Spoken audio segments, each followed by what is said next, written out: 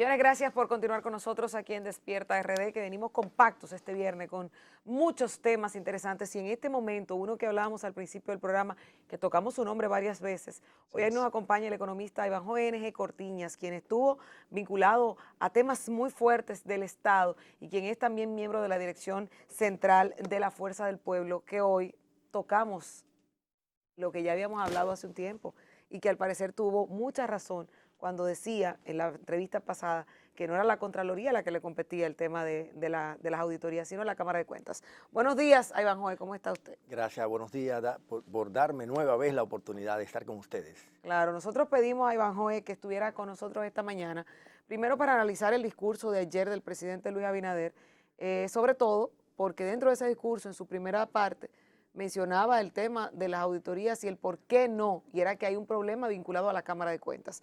Denos su perspectiva de ese discurso primero. Bueno, en primer lugar, creo que el país, y en particular quien les habla, sentimos complacencia por el contenido del discurso.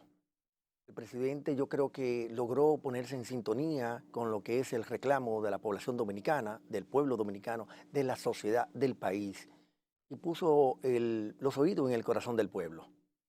Y yo diría que acuñando aquella expresión de que rectificar es de sabio, yo creo que fue una decisión inteligente el retirar el anuncio, ¿no? De retirar todo el paquete tributario que estaba incluido en la propuesta de presupuesto del año 2021. Sin embargo, aunque rectificar es de sabio, yo creo que también rectificar con mucha frecuencia no puede dar tanta sabiduría, ¿no? Mm, Porque lo que en vez de reflejar sabiduría, lo que estaría reflejando es que no se tiene certeza, no se tiene conocimiento cabal de lo que usted está manejando. Usted puede apreciar, por ejemplo, que el actual alcalde del Distrito Nacional hace poco también dejó sin efecto unas tasas impositivas que iba, unos gravámenes que iba a cobrarle a los entrenadores en el Parque Mirador Sur. ¿Era prudente eso? Claro que no, y ellos mismos lo reconocieron, que lo retiraron. Entonces, ellos rectificaron, y mostraron ser sabios. Pero bueno, uno no quisiera ver que esto se está generalizando en todo el gobierno, porque también vimos cómo también echaron para atrás la compra de las orquídeas en un ministerio. O bien cuando otro funcionario, para resolver un problema en su departamento, en su oficina, igualó de salario a dos funcionarios de diferentes categorías y luego tuvo que echarlo para atrás porque la oficina o el Ministerio De administración de pública. Administración Pública No o de cuadra. Función Pública llamó la atención. Entonces, como puede ver, ellos han rectificado, pero tanta rectificación no puede ser de tantos sabios, ¿no? Entonces yo creo que, por lo menos en la perspectiva de lo que el presidente o la lectura, la narrativa que uno puede construir de lo que el presidente anunció anoche, yo lo saludo. Me siento complacencia con eso, y más aún porque también dijo que a partir del mes de octubre se va a hacer una formalización de todo el tema de la discusión o el inicio de la discusión de un pacto fiscal y de un pacto eléctrico como está consignado en la Ley Nacional de Estrategia de Desarrollo. Uno lo que espera ahora, yo como profesional de la economía, que el gobierno sepa implementar una metodología para ello. ¿Qué le parece el hecho de recurrir a los adelantos por parte de la Barrick Gold para no tener que poner estos impuestos? ¿Esto es prudente, es seguro? Fíjate, no es la primera vez que ocurre. En el país ha acontecido desde Juan Bosch, ¿no? En el año 1963 y luego con Balaguer también, con el presidente Fernández, con el presidente Medina y ahora también con el presidente Abinader. Yo creo que es una práctica que también han implementado en otros países. La veo saludable ante el hecho cierto de que la República Dominicana, como el mundo, está atravesando por una contracción económica importante y por esa vía también una caída de los ingresos corrientes.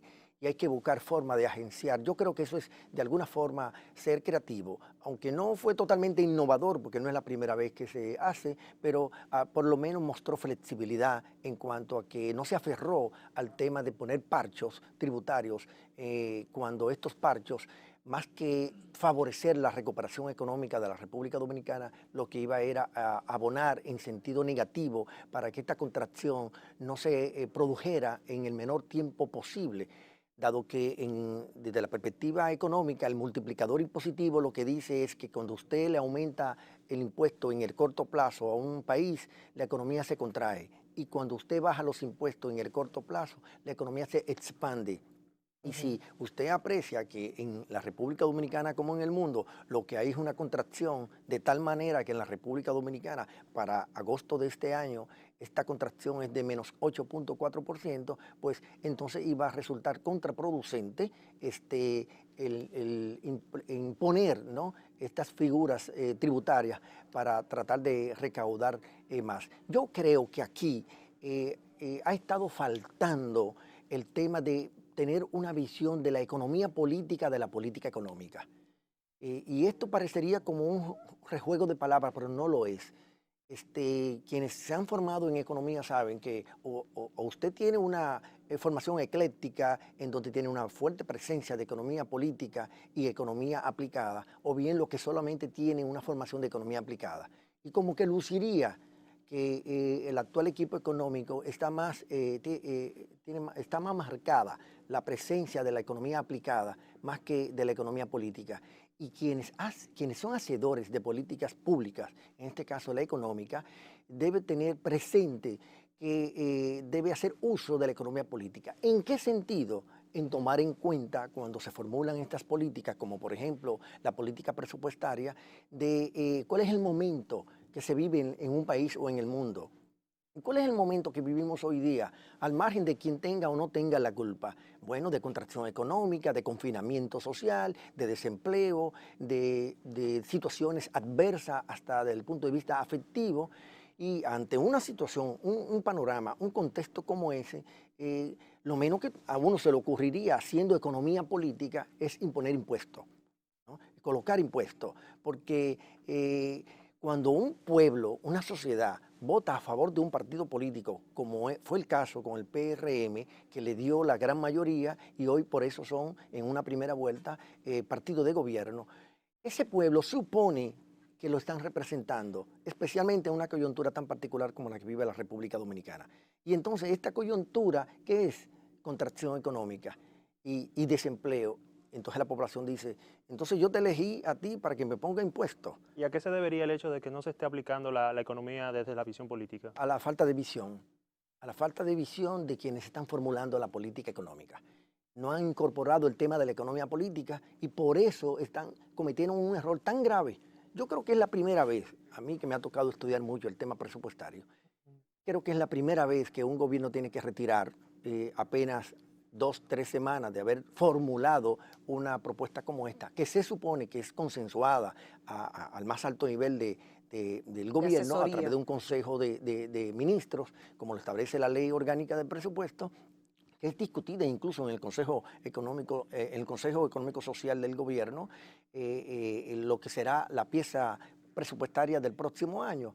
Entonces, al uno suponer que estas cosas se discutieron a esos niveles, no tengo por qué dudarlo, entonces uno piensa, pues algo está fallando, especialmente en aquellos que le toca la responsabilidad directa de formular el presupuesto. Y este presupuesto le faltó medir el tiempo, el momento que vive el mundo y la República Dominicana. De ahí la ausencia de la economía política en la formulación de esta política económica que se traduce en política presupuestaria, porque no midió el impacto social, el impacto político y económico incluso de una iniciativa de este tipo. En condiciones normales probablemente hubiera sido correcto hacerlo, pero no estamos en condiciones normales, estamos en condiciones excepcionales y estas condiciones excepcionales requieren de ser creativo e innovador. Claro,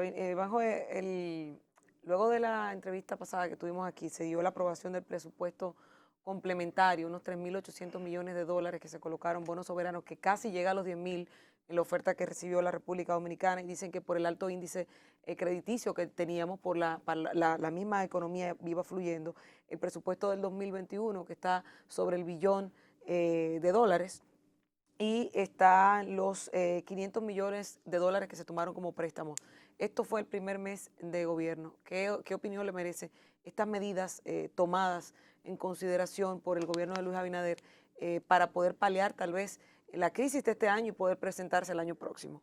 Fíjate, yo no soy de los críticos así ligeros del tema del endeudamiento.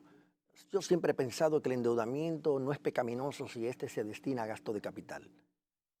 Yo soy crítico del endeudamiento cuando este se destina o mayormente, en un porcentaje importante, a gasto corriente o bien totalmente a gasto corriente. Y parecería que los anteriores endeudamientos del gobierno anterior, el saliente, e incluso esta parte de este presupuesto, de este nuevo endeudamiento por 3.800 millones de dólares, más 500 millones con creo que el BID, ¿no? Para el fortalecimiento institucional, que creo innecesario en una coyuntura como esta. Todo endeudamiento debe estar dirigido en el país y en cualquier parte del mundo hacia la recuperación económica. Me ha tocado en estos días analizar los presupuestos de otros países y me he encontrado que la mayoría de ellos andan por la tendencia de procurar financiamiento vía endeudamiento, pero para gasto de capital y gasto de capital de calidad. Y cuando hablamos de gasto de capital de calidad, nos estamos refiriendo en este caso particular de quién habla, dirigido a la inversión productiva, digamos en el sector agropecuario, en el sector industrial, en obras de infraestructura, que tengan un efecto multiplicador positivo, tanto en la generación de riquezas como en la generación de empleo. Y si no se hace de esa forma, entonces este endeudamiento y cualquier otro será autosostenible. Yo no me llenaría de orgullo por diciendo que conseguimos una tasa de interés en los mercados internacionales más baja o que la demanda fue mayor que la oferta.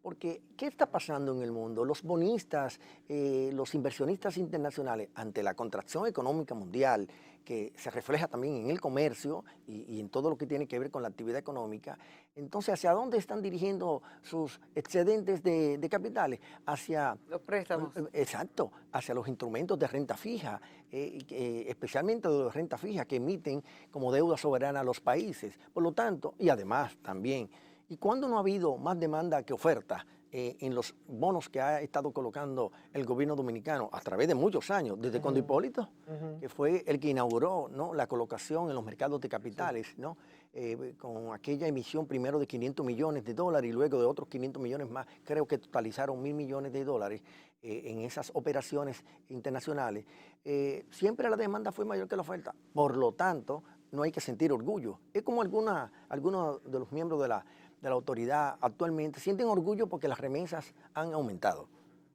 ¿Y quién nos dice a nosotros que hemos aportado algo para que las remesas aumenten? No, a quien hay que agradecerle es al presidente de los Estados Unidos, a Donald Trump, que ha facilitado recursos líquidos, ¿no?, dinero en efectivo a los ciudadanos que residen o bien son nacionales legales de ese país.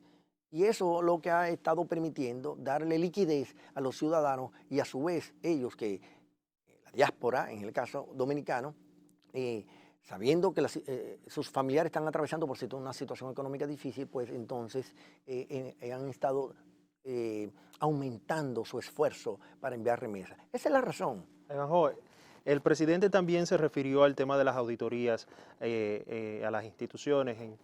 Sabemos el tema de la Cámara de Cuentas, que incluso el presidente de este organismo ayer dijo que el PLD no facilitó el hecho de que se pudieran hacer. Entonces, ¿es ciertamente eso posible? Como Cámara de Cuentas, usted que abordaba el tema en la intervención pasada aquí en este espacio, ¿la Cámara de Cuentas se puede ver maniatada ante un partido político?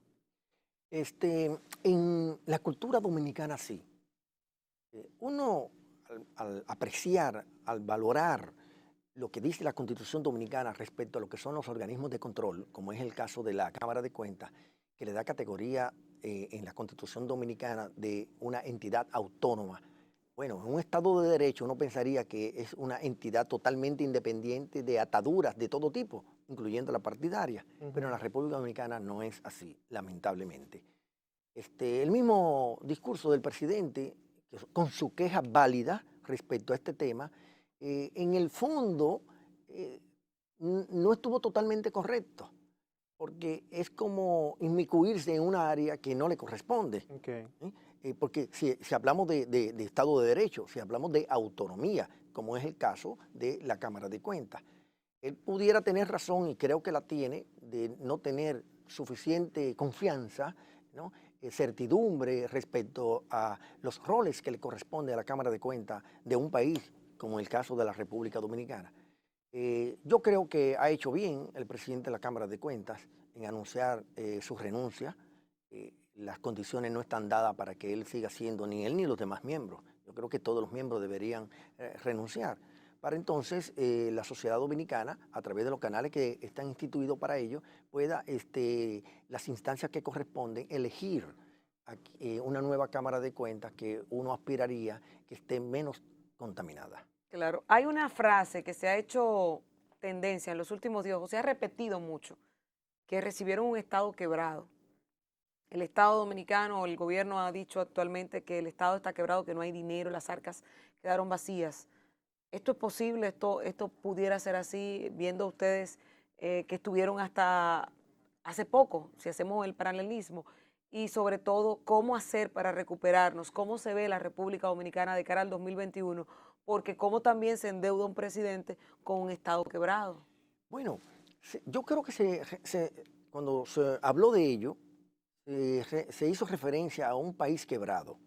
Pero igual, si fuera un país quebrado o bien un Estado quebrado, Son dos cosas diferentes. son dos cosas distintas. Sin embargo, yo no creo que ni el país ni el gobierno el gobierno que administra el Estado estuviera quebrado. Lo que sí entiendo es que recibieron muchas dificultades, muchos compromisos. Pero los nuevos gobiernos están para eso, para resolver los desafíos y los retos. Porque ¿por qué la población decide elegir y cambiar lo que se tiene? Porque ha entendido en su valoración de que quienes están no lo están haciendo correctamente, o bien no proyectan que lo harán, que continuarán haciéndolo bien, y procuran entonces otra vía. Entonces a ustedes a ellos se le eligió, en este caso al PRM, para que sepa gobernar. Y no solamente para que sepa hacer oposición, sino también para saber gobernar. Y en eso de saber gobernar tiene que lidiar con estos desafíos.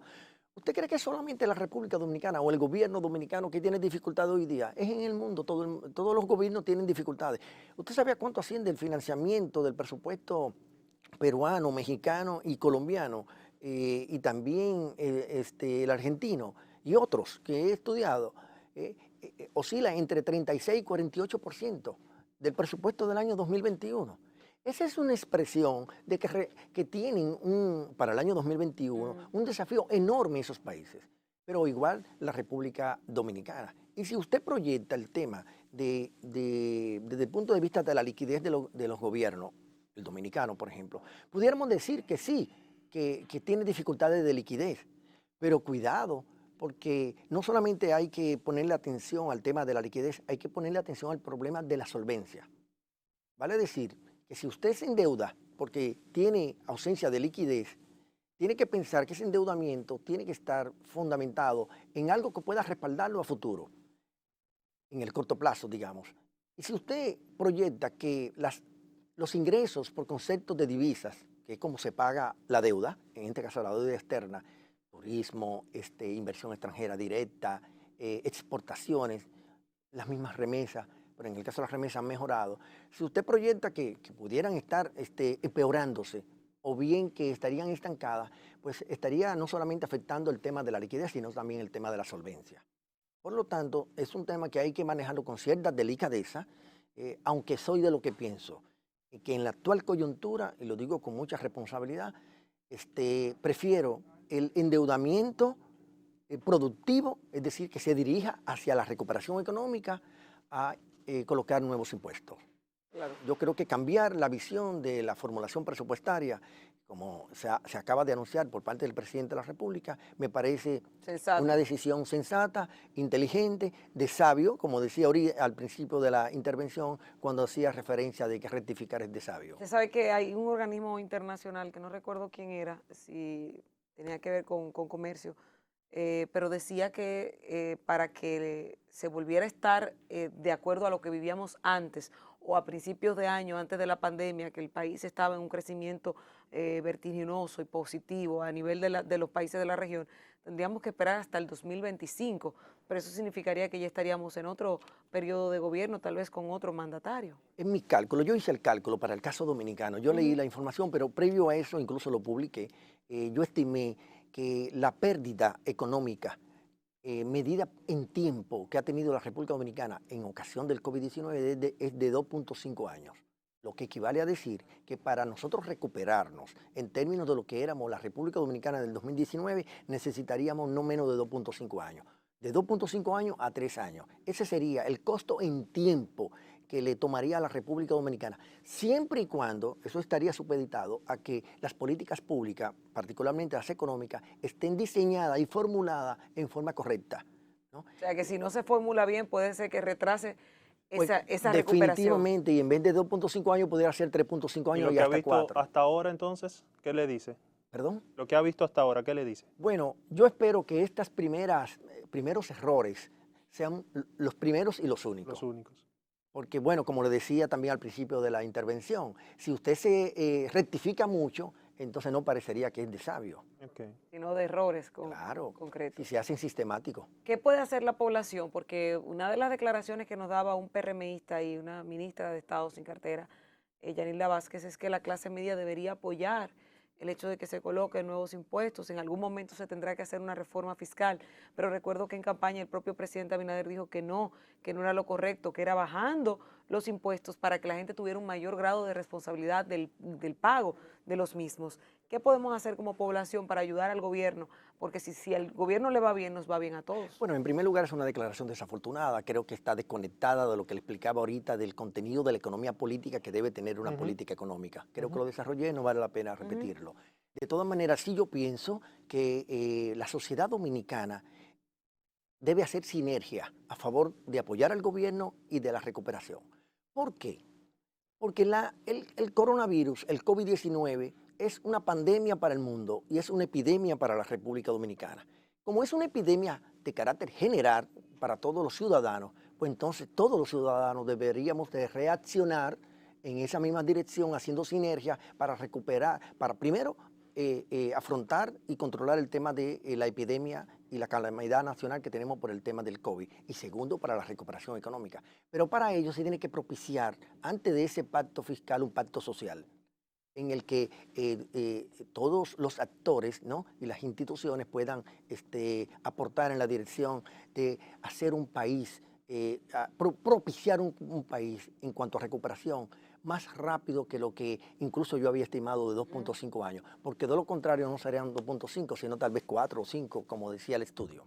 Buah. Terrible eso. Mira, cerramos una sola cosa breve. Viene Navidad y nosotros hablábamos del hecho de que Navidad es una época de compartir y para muchos es la época de la zafra económica más importante.